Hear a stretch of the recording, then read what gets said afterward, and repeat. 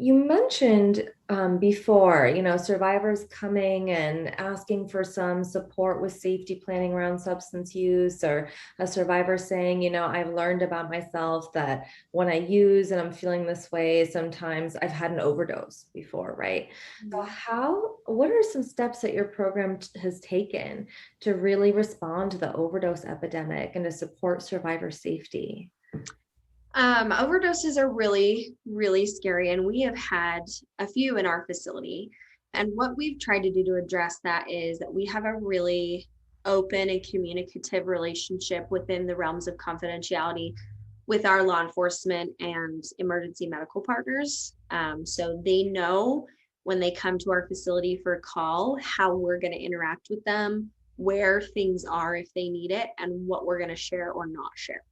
And so that helps speed up the process and get people care. So we're not arguing about all the other things that people get concerned about. The second is that we train our staff very in depth about the administration of naloxone.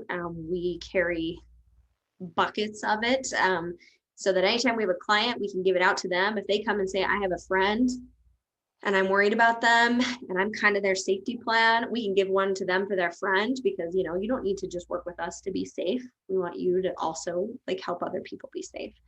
And so our staff are trained on that. And if we have any clients who identify a need or a want to get information about naloxone or how to use it, we can sit them down and go through that first aid and safety with them as well. And we do extensive training on first aid and CPR for anything that's going on. We do training on regular training on substances and what they look like and how to recognize the effects, how to recognize certain powders or chemicals or means of injection or use, so that they can just be like aware of what's going on and have that piece of information to inform how they participate in a conversation with a survivor. Something that was really useful a few years ago is that I'm sure you know about kratom, but it's not necessarily something that's illegal. And we had it kind of went around our shelter. One survivor was using it, and then we had a bunch of other survivors who, I mean, they would keep bags of it on their bathroom table, like counters, and just make drinks of it. And I mean, it was pretty rampant.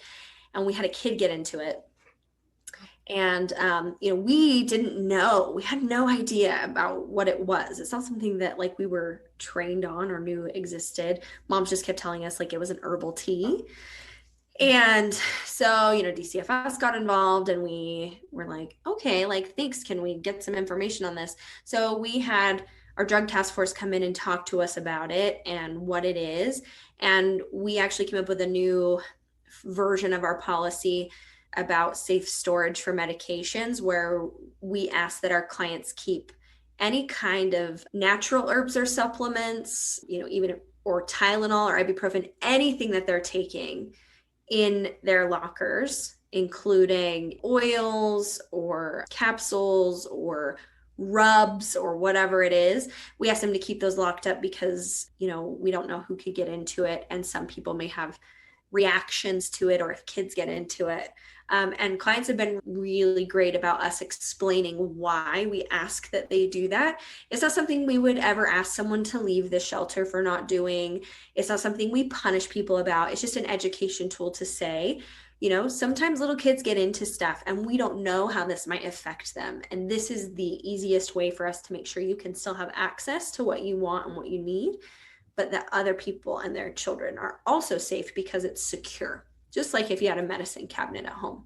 And so, and those are accessible at any time, day or night. They're close by the rooms. They're not something they have to ask permission to get in or out of. They don't share it with anybody. And it was well received. And so we've had experiences where we don't know something or we've come across something and we seek out education about it and ask how we can. Do we need to come up with a rule? Can we incorporate it into what we're already doing? Or can we educate our clients about the concerns that we have? And after this incident, we talked to our clients in a house meeting and just said, hey, we didn't know that this could be harmful to children in small doses. And we want to make sure you know that in case you weren't in case you weren't educated about it either. And this is what we're going to do going forward. And if you have questions or concerns, let's talk through that, because this is a new policy and sometimes there's going to be speed bumps, but we want your feedback. And so the clients are the best source of information. Another thing we have done is peer support. We've incorporated that. And so when we have had clients who participate in recovery, when they want to give back, because they always do, and they're just the most wonderful people, they're just so giving and loving, and they'll show up and they'll say, I want to give back for the safety that you gave to me. And we'll say, we have these groups or spaces that we provide for individuals who are interested in recovery or interested in talking to someone who's been through recovery. If they have questions about what it looks like, that they can talk with someone one-on-one instead of a clinical therapist or a counselor, because we can do that all day. They can talk to someone who's been there and ask their questions, and no one's in the room to be like leading the conversation. It's just a facilitated connection. And that's been really useful for us as well. I've also had a client come back and say, I feel really bad because I hoodwinked you guys quite a few times. And I had left some of my drugs here on multiple occasions because I was asked to leave for something else. And I want to show you where I hid things so that it's not harmful to anybody else. And it was long gone, but she was telling us about how she used to take off the light switch covers and tie things around the back and drop it in the wall and in our outside like water sprinkler system. And so she walked us around and showed us where her hiding places were. Oh, turned off my camera here. Oh. And it was very therapeutic for her to know that like we weren't in a bad place because of her previous decisions. But it was very educational for us to see just how they were she was going to use no matter what anyone said.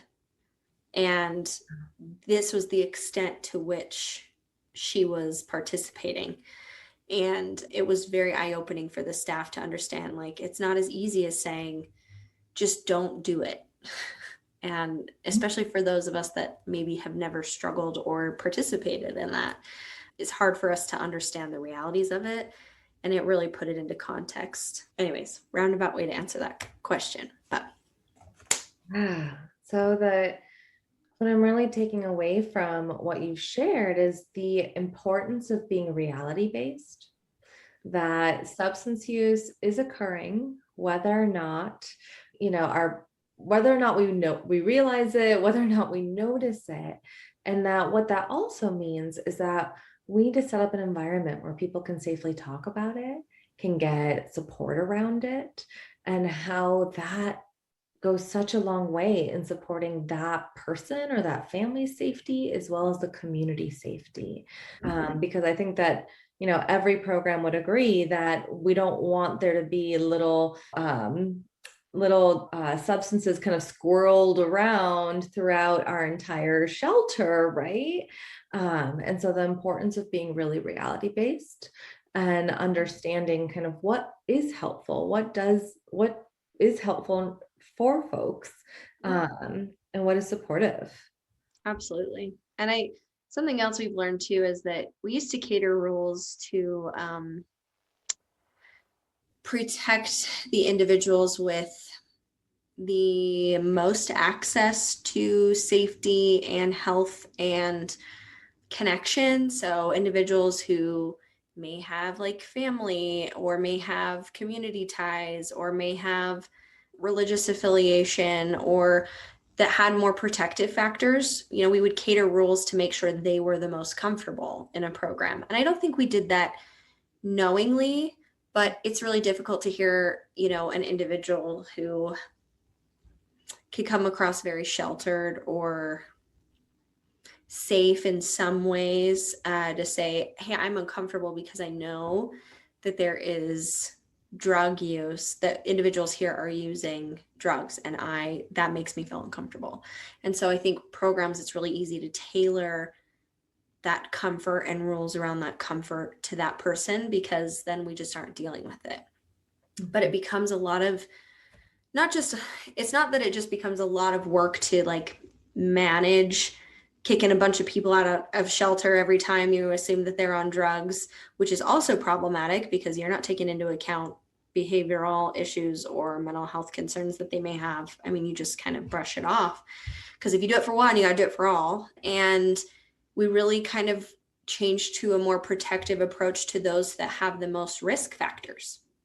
You know, if there are most vulnerable populations that are experiencing substance use, or are sex workers, or are chronically ill or chronically homeless, or whatever that is, if we're catering our rules to be more protective of those individuals and realizing that those who have more protective factors may also have more of a level of resilience, then we're operating with more equity. And so it has made administration so much easier because we're not constantly responding to ask people to leave for situations that really aren't creating a safety concern.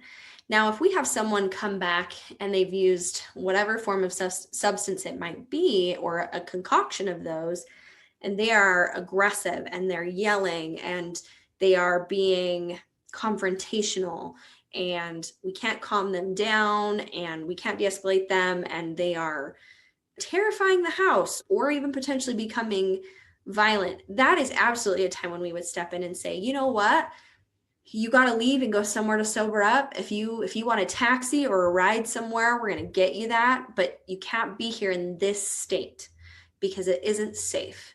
And that's been something we've really struggled with because we don't want them to be unsafe either, but we haven't really identified a lot of safe places they can go when we're experiencing that issue. So that's something we're lacking in our program right now, which is why I talked a lot about that's kind of what we're trying to figure out how to incorporate or build onto our facility.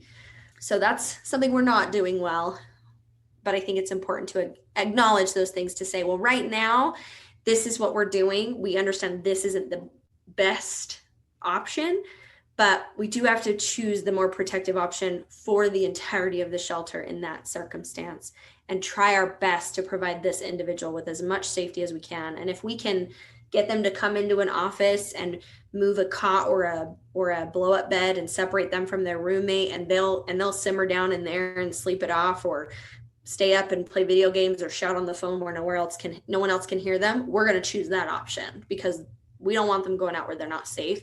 But if they leave us no other option and we don't have anything else, then yeah, we would ask them to leave, but we wouldn't tell them they can't come back.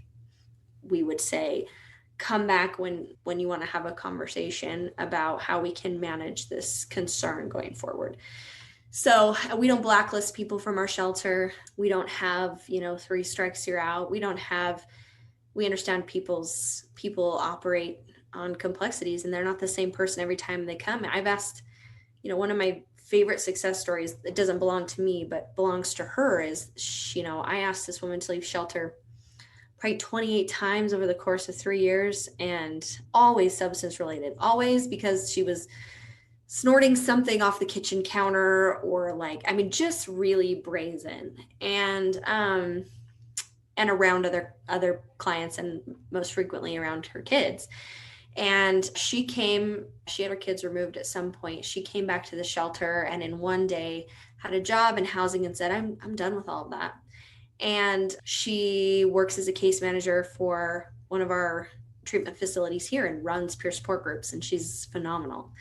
And we catch up very frequently, and she says, if I didn't have a place, she had got blacklisted from everywhere else that she had tried.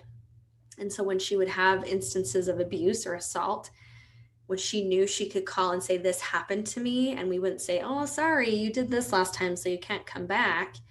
She knew she had a safe place to land. And she said, honestly, it kept me alive, and it kept me, when I was at rock bottom, from feeling like I had no other options, that I was able to stand up from it. And so we know that people change, or that people evolve, and that they digress, and they have ups and downs.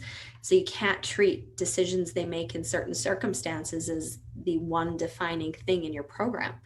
And over again, we've seen clients that have proved every assumption wrong. And so we'll continue to operate that way.